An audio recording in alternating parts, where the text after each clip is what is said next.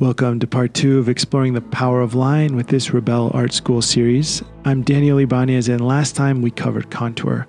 And in this video, we're going to look at construction drawing and cross contour. In the whole world of art, there are all these entry points, these different lenses through which we can look at the mysteries of the world and help break them down, help understand them, and help turn them into beautiful art. In this series, in this video specifically, we're going to continue to look at the power of line. So let's get to it. Okay. So we've talked about contour. Now, another way of drawing is to think about something in this manner. It's a way of doing what's called construction lines. In this way of drawing, you kind of turn everything into these three-dimensional geometries. You think of everything as little building blocks. So they can be cones, they can be cylinders, they can be balls and cubes and so on. It's this kind of thing. As you can imagine, that doesn't take a lot of explaining. You can see what's happening here. So with a pear, I might draw it as a ball, might draw it as another ball, two spheres, something like this. And I could connect here. And you'll sometimes see these like children's books, how to draw animals. They do this kind of thing all the time. And it kind of is a helpful way to build toward the complexity, starting with simplicity. This kind of construction technique is really helpful when you're drawing things like bodies. So if you were to say, for example, if you draw this kind of raw, basic, simple egg shape for a head, you can bisect that with some curving lines here. You can then say, oh, well, then, the torso might very well look something like this. Might look a bit like, headrest from a vehicle or something. So, but the idea here is that you are constructing the whole world, all the objects in your scene, out of these very crude, simple geometries. When you draw like this, what's nice about it is it's the opposite of contour line drawing. Contour line drawing, you're drawing from observation, and you're not worried about outcome. Here this is kind of more of like an intellectual practice where you sort of say, hey, look at all that complexity in the world. How do I turn that into something that I already know? So all of these kind of drawing techniques that we're doing, they're all ways to kind of like hack the brain so you can make your drawings a little bit more successful, or to train your brain to see things that you haven't seen before. So you can imagine this process as we could draw anything with it. As you can see fruit, as you can see a body, and so on. This method is really nice for drawing faces as well, as you can take and deconstruct the face and all its nuance into just something way more simple, right? So you could imagine cutting everything down into these like simple planar surfaces. And you could imagine what that would look like. This is all a form of simplification where you take really complicated stuff and just make it simple. So this is another approach. So let's do something else. Let's go ahead and turn this layer off, add a new layer here. Another way of working with contour lines, let me just show you something here. What we can do here, I'm going to just draw a simple kind of traditional sketching line here. I'm just going to draw the outside edge of this pear and then get the stem here established slightly. And that's about it, right? So we can see that it tapers, it's smaller here, bigger here, widest at this point in the middle. And we get the feeling of that shape, although in this case it's quite flat. So a lot of times when we draw with line, we are contending with this idea of flatness. Anytime you outline something like this, it's going to be really flat. It makes it more 2D. Think about like traditional Saturday morning cartoons. In the United States, that's kind of like a tradition, and kids get up in the morning, they'll watch cartoons so parents wake up. At least that was kind of a thing back in the day. So with that said, those cartoons always had, flat black outlines around their subjects. It really just neutralizes the depth when you have a big, bold outline. So one strategy you can use when doing line, one we already talked about, which was using some like thicker and lighter lines. So this is called line weight. So when you use different line weights, you can exaggerate the depth You can either use that line weight to kind of speak to the actual weight of the object or the gesture or movement of it, something we'll get to next. But you can also use that line weight to suggest the lightness or shadow, the value on an object. So you can do that with knowing that, like over here on this side of the pair, for example, we've got some darker darks. So we might use like a heavier line to express that. So that's something you do with line weight. But I want to show you how we can apply that across the pair in something we call cross contour.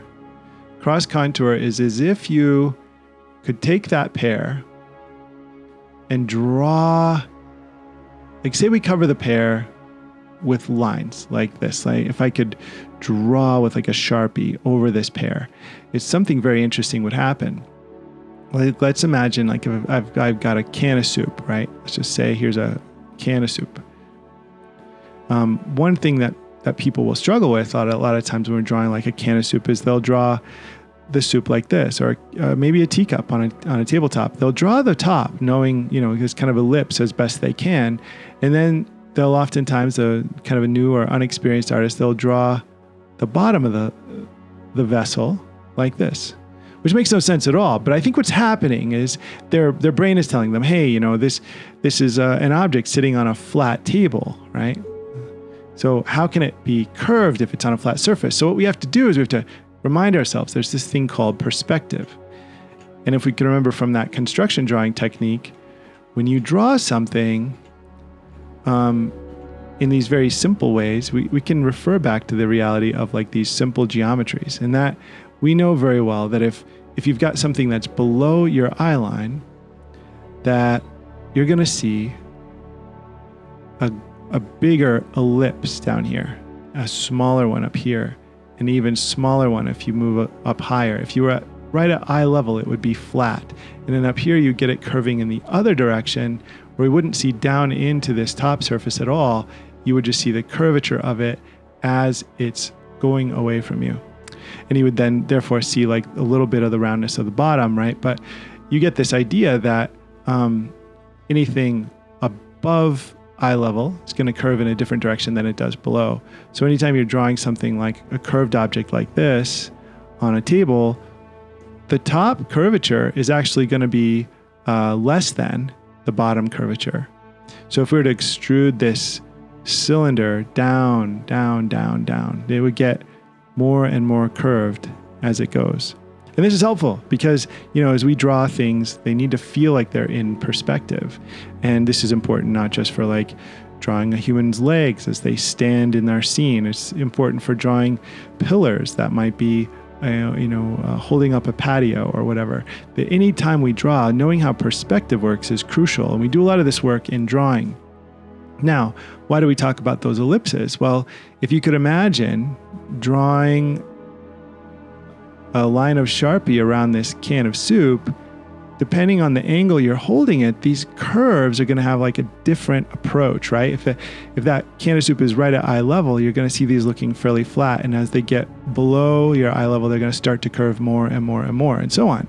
That same principle is true here on the pear. So as you're drawing, you can see that the curvature is going to be analogous to the roundness of this object, as if you can imagine the Sharpie curling around it. So cross contour is like a discovery process of kind of revealing the three-dimensionality of something while drawing these curves that bisect it. And you can do it in two directions, right? So you could have the curvature go this way, right? And you could have the curvature going this way. And you could do one or the other or both. And this is a thing, like I said, it's called cross contour. And it's a way of drawing that expresses the shape of an object, the roundness of an object, the contour of an object's kind of thickness and fullness using just line. And through that, you can create this suggestion of the third dimension, and you can also create this suggestion of value. You'll see this a lot of times with etchings, that they'll have like a deeper, thicker mark that becomes lighter as it comes out of that shadow side. So as you can imagine someone carving into a surface to create an etching, You can do it with just singular lines, or you can, as we've started here, you can start to have this with lines that are almost like a hatching approach. So you can kind of do this in a number of ways to layer in that value.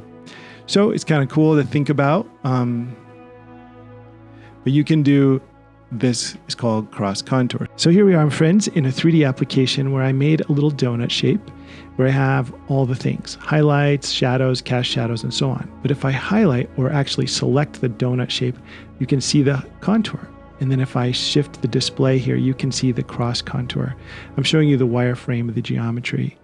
What's so cool is here you can see a visual representation of either the shaded donut, right? Lights, darks, cast shadows, and here the linear representations of that three-dimensionality. It's so important to be able to see all of this together, to start to create in your mind the visual framework for how this works. Building upon that framework, we're going to draw the human eye, and we're going to utilize the insights and skills that we built while studying contour, cross contour, and construction drawing.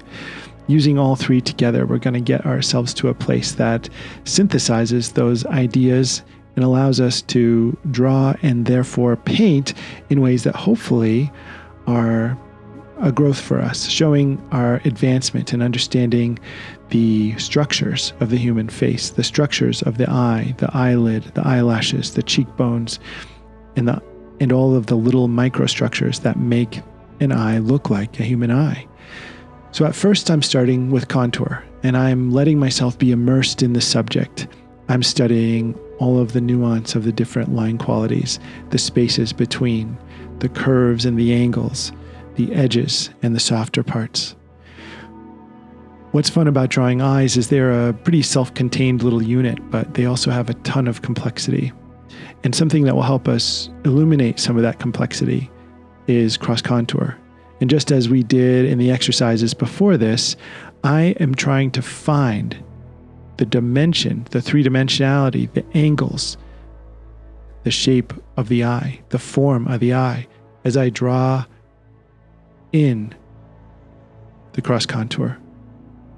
Cross contour, in this case, can be done drawing vertically down from the eyebrow and into the eyelid, into the eye, and then down to the lower lid. But it can also be done, and it's really helpful to do it in both directions, so you can start to show the real roundness of the eye and start to help you feel that globe of the eyeball sitting within the skull and sitting kind of couched within the eyelid, and with all of the muscles and fat and skin that make up the cheek and the lids and then the lashes. This is a really, really fun subject because there's so much to see here. Be careful to pay special attention to the thickness of the eyelid itself, noticing how those three-dimensional marks representing the cross contour shapes show the dimension of the eyelid. And that helps you see that as a separate plane from that of the white part of the eye or the pupil or the eye. And then at the end, you have time and you can do it at the end, but I'll save it for the end, put in the eyelashes. That's a really important part of this particular drawing. And now that we have done the contour and the cross contour and all of that kind of building upon our understanding of the construction drawing techniques, seeing the face as though it was made of these planar surfaces, these simplified geometries, what we're going to do is actually paint on top of this. We're going to use the line work as sort of a framework for our painting. And to keep this simple too, knowing that this is a study for people that may be new to this concept, we're going to just do a 5-value study: dark, midtone, light. And then we're going to choose 2 values that are a mixture between the dark and the midtone, and then the midtone and the light. And we're simply going to use our eye to judge whether to represent each of those planar surfaces with each of those values, trying to assess and measure and compare the lights and the darks and the midtones to basically put as close of a value as you can, making your best guess, one of those 5 values, throwing those into the drawing in roughly the right shape and roughly the right place. If we can match the values roughly, if we can match the drawing roughly, if we can match the proportion roughly, we're going to have a really nice depiction of this eyeball. And one of the things that's helpful about this whole process, seeing it in this way, drawing the contour, the cross contour, thinking about it in a construction drawing methodology, kind of approaching it from these perspectives, these lenses, we're able to build an eye that hopefully has more natural three-dimensionality than it would if we didn't. We're trying to build these skills, to integrate these skills.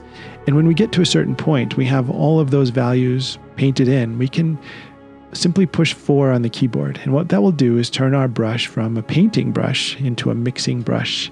Rebelle has this amazing, beautiful, simple mechanic where the keys on the keyboard can be representative of the type of brush you're using. 1 is for painting, 2 is for paint and mix, 3 is for paint and blend, 4 is for blend, and 5 is for erase. So therefore, any brush that you have in your toolkit, either ones that are built in or made by hand, can be used for any of those usages. And that affords you a great amount of flexibility, great amount of creativity, and a lot of control in the way that you approach your subject.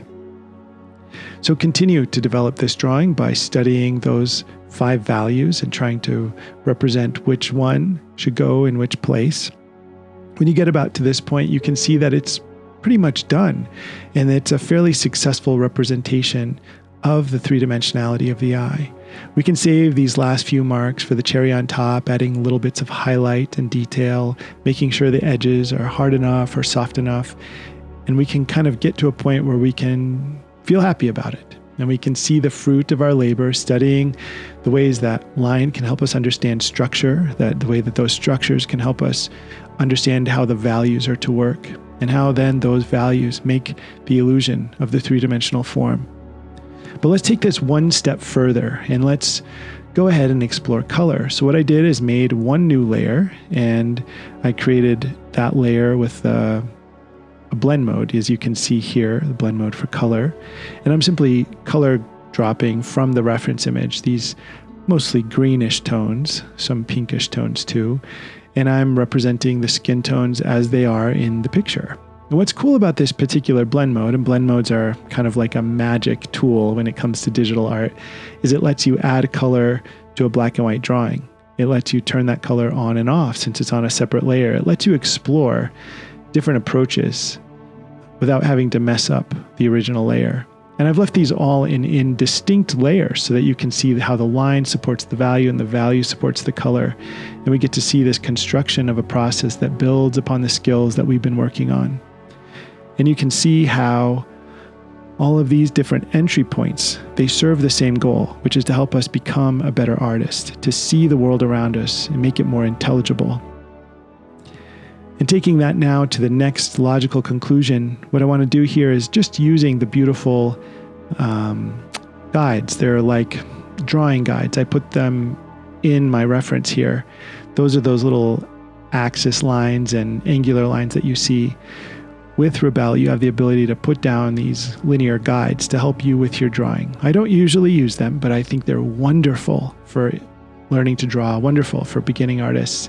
And here, all I'm doing is showing you that with the freshness of all those concepts in my mind, I can now do an entirely separate drawing where I don't do the contour, I don't do the construction drawing, I don't do even the cross contour line drawing, because I have all of that intuitively now in my toolkit.